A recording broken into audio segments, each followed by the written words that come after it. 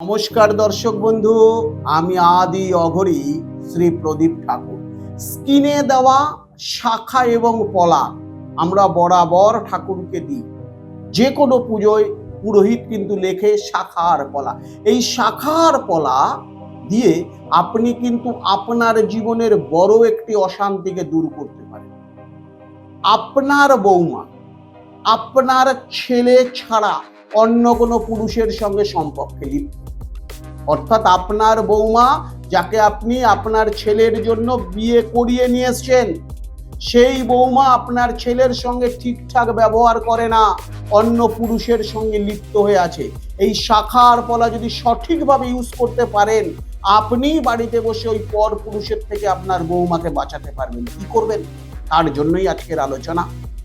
যে কোনো শনিবার বা মঙ্গলবার যদি প্রতিপদ তিথি পড়ে থাকে, তাহলে বাজার থেকে এইরকম শাখার পলা এক দামে কিনে নিন। যে মন্ত্রটি বলছি এই মন্ত্রটি বলবেন, বলে যে কোনো কালী মন্দিরে এটাকে দান করে দেবেন। মন্ত্রটি ভালো করে খাতা পেন দিয়ে নোট করে নিন। ওম নম বীর বৈতালয় সহস্রভুজায় হুঙ্কারায় আদি পুরুষায়।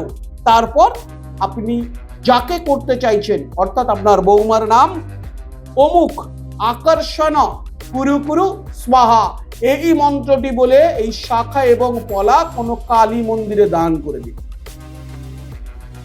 করে দেখুন আপনার বৌমা আপনার ছেলে ছাড়া অন্য কাউকে চিনবেন। খুব জাগ্রত একটি টোটকা, ইউজ করুন, অবশ্যই শুভ ফল পাবেন। সুস্থ থাকুন, ভালো থাকুন।